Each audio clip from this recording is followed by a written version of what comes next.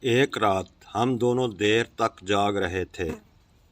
کمرے میں ہلکی روشنی تھی اور ٹی وی پر ایک فلم چل رہی تھی جسے میں جذباتی اور معنی منظر دکھائے جا رہے تھے۔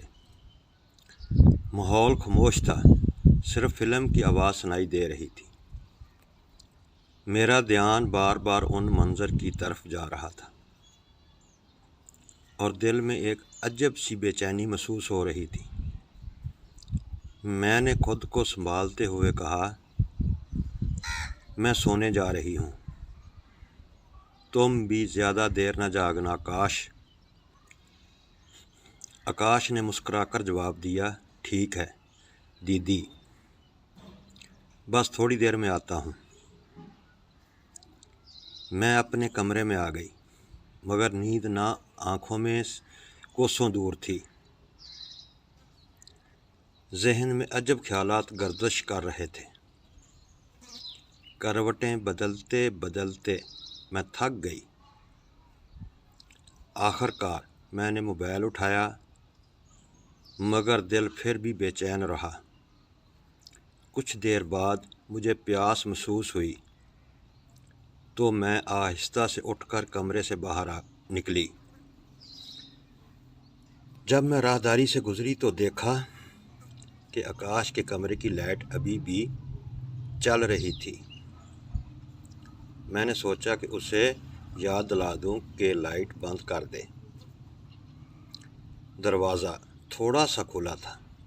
میں نے آہستہ سے جھانکا تو دیکھا کہ وہ اپنے موبائل میں کسی تصویر کو غور سے دیکھ رہا تھا۔ وہ تصویر میری تھی، شاید پچھلے تہوار کی۔ میں نے ہلکی سی دستک دی، آکاش، ابھی تک جاگ رہے ہو؟ وہ چونک گیا اور فوراً فون بند کر دیا۔ نہیں دیدی، بس ایسے ہی۔ میں اندر آئی، لیکن ماحول میں ایک عجب سی خاموشی تھی۔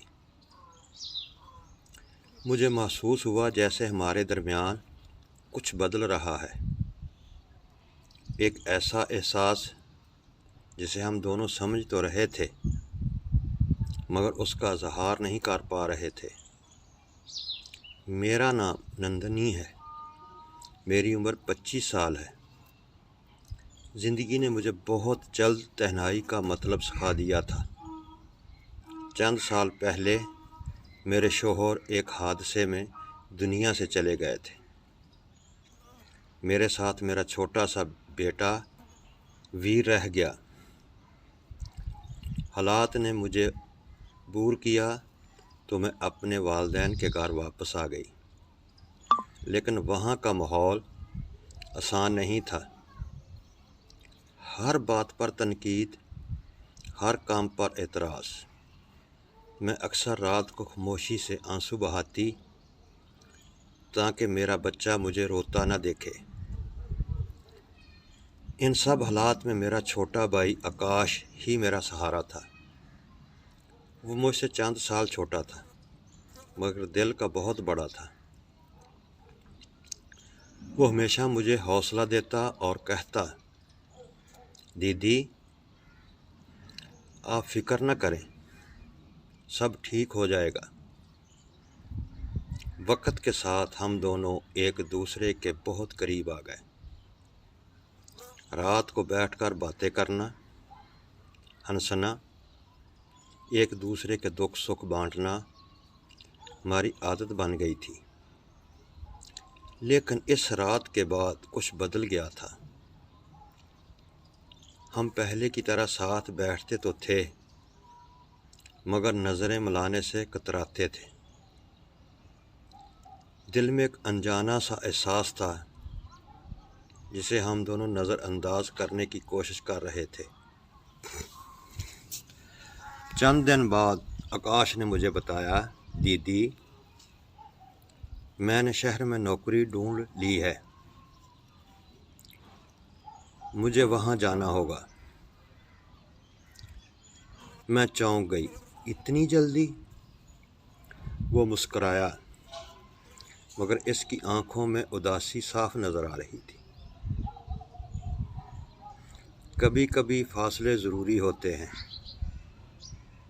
تاکہ رشتے اپنی جگہ محفوظ رہیں۔ میں خاموش ہو گئی کیونکہ میں جانتی تھی کہ وہ سچ کہہ رہا ہے۔ اگلے دن وہ چلا گیا۔ جاتے ہوئے اس نے ایک خط چھوڑا۔ میں نے کانپتے ہاتھوں سے وہ خط کھولا۔ دیدی، کچھ احساسات ایسے ہوتے ہیں جنہیں صرف دل میں رکھنا ہی بہتر ہوتا ہے۔ میں نہیں چاہتا کہ ہماری وجہ سے ہمارے رشتے کی پاکیزگی متاثر ہو۔ آپ ہمیشہ میرے لیے خاص رہیں گی۔ میں دور جا رہا ہوں لیکن ہمیشہ آپ کے ساتھ رہوں گا۔ بس فاصلے سے میں نے خط کو سینے سے لگا لیا۔ آنکھوں سے آنسو بہنے لگے، مگر دل میں ایک عجب سا سکون بھی تھا۔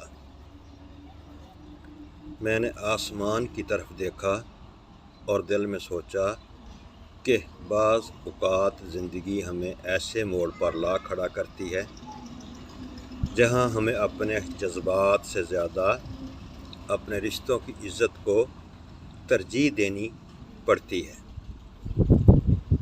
میں نے فیصلہ کیا، اب میں اپنے بچے کے لیے جینا ہے، اپنے قدموں پر کھڑا ہونا ہے اور اپنے ماضی کو ایک سبق سمجھ کر آگے بڑھنا ہے۔ وقت کے ساتھ میں نے خود کو مضبوط بنا لیا۔